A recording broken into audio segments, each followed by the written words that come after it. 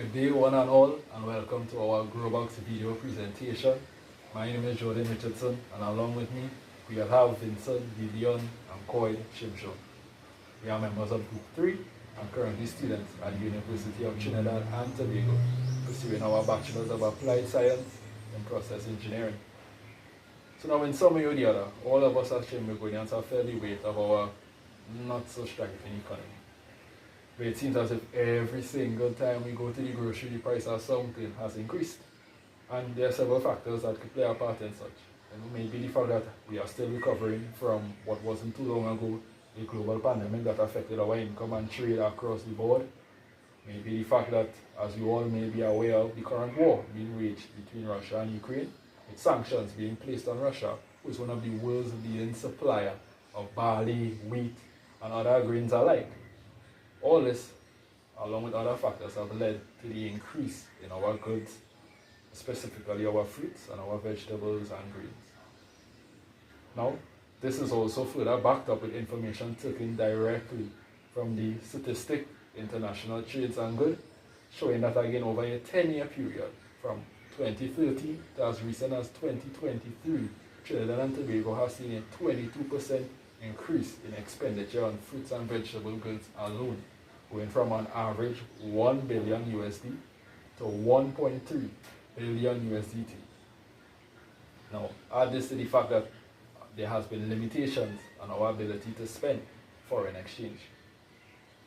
Now, couple this with the fact that Trinidad's income being so closely tied to the energy sector is not as it once was, with again our oil reserves not being as abundant as they used to be, our refinery currently being closed, and recent competitions with other islands coming in to our wealth and finding new oil reserves. This puts us in quite a predicament. So now we may be asking yourself, well, how could I as an individual combat such a thing? And that brings me to the purpose of this video presentation here. As engineering students, again, when faced with such a tall task, we are asked to come up with a solution that could empower our citizens again to take back control again of what may seem as a difficult time to be in.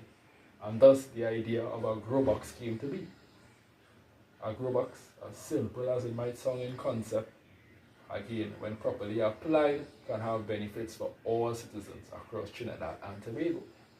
Again, a GrowBox, for those who may not be aware, is picture a miniature in the garden, personalized to your own needs to grow any wheats, fruits, vegetables, spices, anything to your pleasures. Again, something that you can have right on your windowsill, something that you can have right in your backyard, something again you can just wake up and check on. It comes in various shapes, it comes in various sizes, could be made from all sorts of materials. So as we go along in this video presentation now, you will go through again the concepts in which we looked into, the designs we looked into, and the one we inevitably went in order to go about making this project a reality. So thank you, and follow along with us as we show you again how to make our country sustainable again.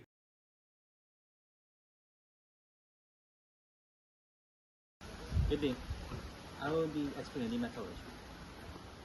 The method in which we went about building this contraption, we took a few things into consideration. Things like cost, sustainability, how effective it might be, and as well as how it will assist the differently able.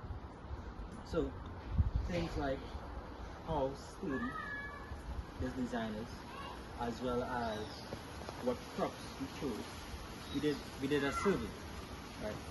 So we did a survey and we sent it to about 30 to 60 people, around that number, and the results we received back, we used those results to determine what design we should build, as well as what crops we should build.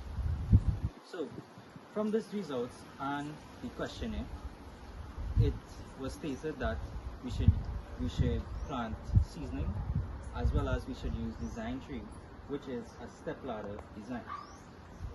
This design is approximately 3 feet tall, and it isn't too tall, too short, and it is at this height in order so you won't have to reach too high and you won't have to reach too low, and as well as it can be removed We chose these crops with a chive, parsley, and celery based off of the questionnaire results.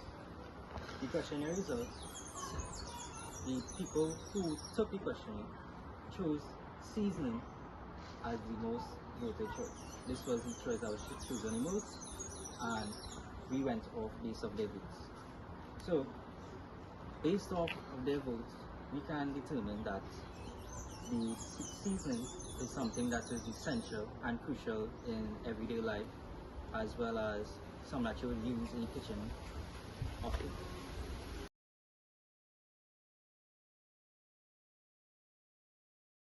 Good afternoon, people. Curry chicken or chicken curry.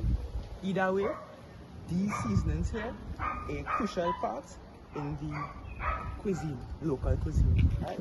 So,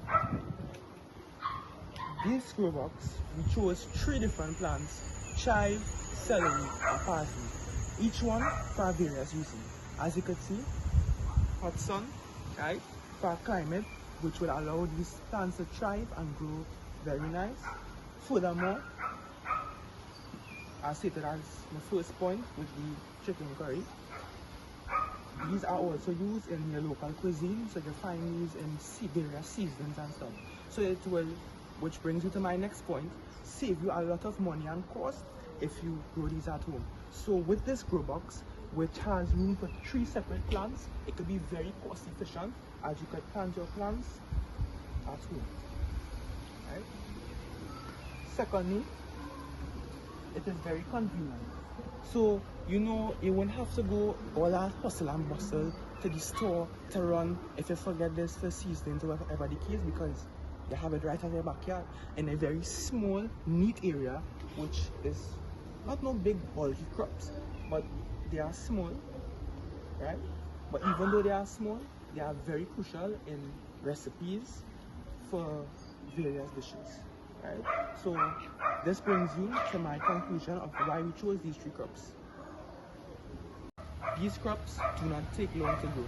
They take roughly around 3 weeks on average. So if done correctly and all the conditions are maintained, whether sun, water, proper soil and care, these plants can grow within roughly around 2.5 to 3 weeks, which will yield maximum efficiency.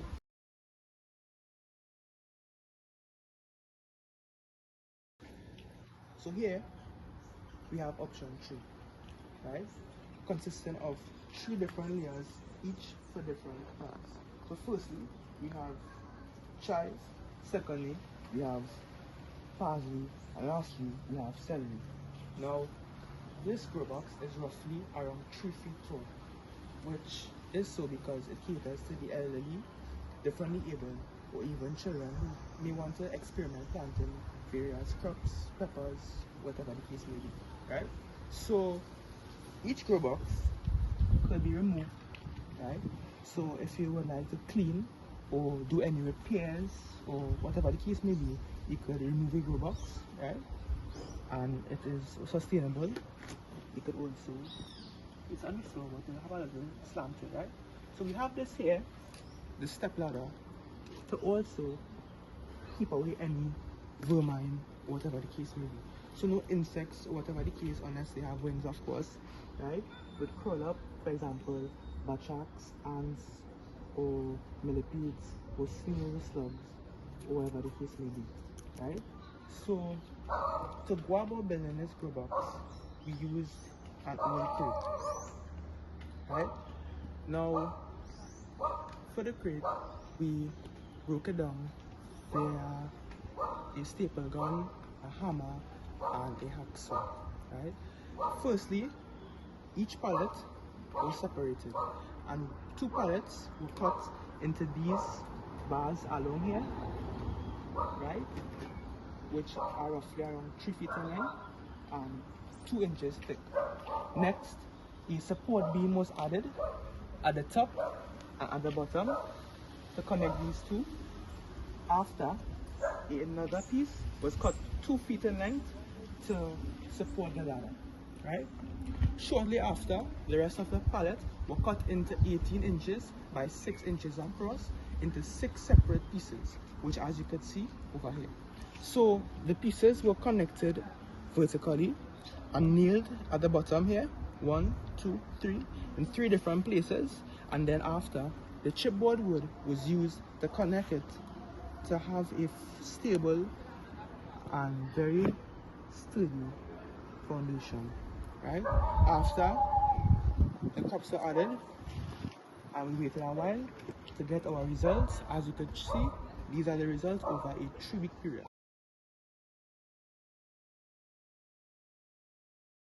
Continued brainstorming, how we could add to it, build up on it, to make it just more economically viable, to make it more sustainable and just more alluring to as much people as possible. And one thing we stumbled upon was, why not add a compost bin? Because no matter what it is you decide to grow, no matter the size of your grow box, they all have one thing in common. They need proper fertilization. Because nobody wants to have to go through the hassle each and every single time to go in and buy their local agri-tech shop to buy, or wait until they hear the sound of the manure and topsoil van passing each and every time, when you could just make it on your own. And much like the grow box itself, a compost bin, very simple idea in concept, but once applied properly, can have long-lasting benefits. Now, to make a compost bin, all you need is 3 simple key ingredients: oxygen, carbon material, and nitrogen material. Now, it might sound more complex than it is. Oxygen being all around us and readily available, proper. All you need is proper aeration so that the material within it could breathe. Nitrogen-based material, that being your organic food scraps, that being from your banana peels or your mango skins, your eggshells, your rotten fruits. These organic materials, but not animal-based materials, nothing like your fish and your meat, because these things could rot in your compost bin more than you would like, but your organic fruit-based organic materials. These things provide nutrients for the microorganisms which decompose these matter. And what you are left with is fertilizer, things that again you need for your plants to grow healthy and strong, acting like a source of protein so that these microorganisms can grow. Now, add that to your carbon-based material. Again, much like your nitrogen-based material, they also benefit your microorganisms, but they add more energy to your microorganism. Much like you and I, we need carbohydrates, which gives us energy. These are what your carbons act as. These being your wood clippings, your dry leaves, your cardboard, your brown paper, even your napkins, any things like that, your dried materials such as that, act as a source of carbon for your microorganisms. And these 3 things, when put together in combination, cultivate a rich environment of soil fertilization for your plants. But don't just take my word for it. Come, let me show you. So if you follow me here to the backyard, you'll see that we have a little compost bin already set up as an example to show you how simple it can be. So what you have before me here, a simple bucket, reused 5-gallon paint bucket. Leave some spaces at the top so that air could pass through, drill some holes at the bottom, so again to give you that proper aeration we spoke about. And within it, much like you can see next to it here, is your dry leaves. Taken straight from the backyard itself, fallen from on the ground, reused material, dry leaves, newspapers, and in between it we have all sorts of rotten fruits, as I mentioned, eggshells, things such as that again you would accustomed be throwing away each and every single time, every day. Put them in your compost bin and leave it, and over time these things are broken down by your little organisms, and like I said, all that you are left with is healthy fertilization. Now, in my research, it is ideal that the proper ratio between your nitrogen and your carbon materials be 2:1, meaning for every, let's say, 1 part nitrogen you put, you want to have at least 2 parts carbon material. That way you don't get too much of anything, because too much nitrogen-based material and it decomposes too quick, and you're left with mushy, you're left with more decomposed, even stink-smelling material. But again, too much carbons, and then you're left with a situation where your material isn't broken down as fast enough, and it can be slow. But you get the perfect mixture of the two, and what you're left with is just money in the bank. So, thank you again for this listening, and I pass you on to my group mates for our conclusion.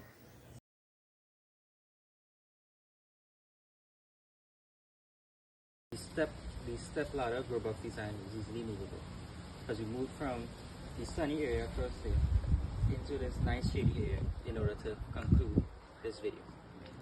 So, in conclusion, the parsley, celery, and chives in our grow box is a smart and valuable initiative for this community in Southland. The grow box method allows people to cultivate fresh and healthy herbs, which would assist even in a limited backyard such as this one. It makes gardening more accessible to everyone, including those that would not have access to things like traditional farming. The grow box also helps conserve water and soil. We also reduce the risk of pests and make it easier to manage the plants.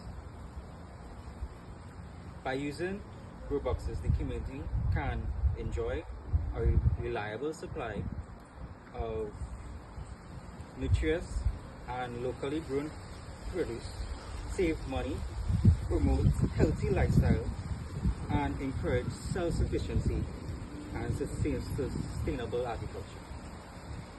And this would conclude Group 3 Grow Box Design. Thank you for watching.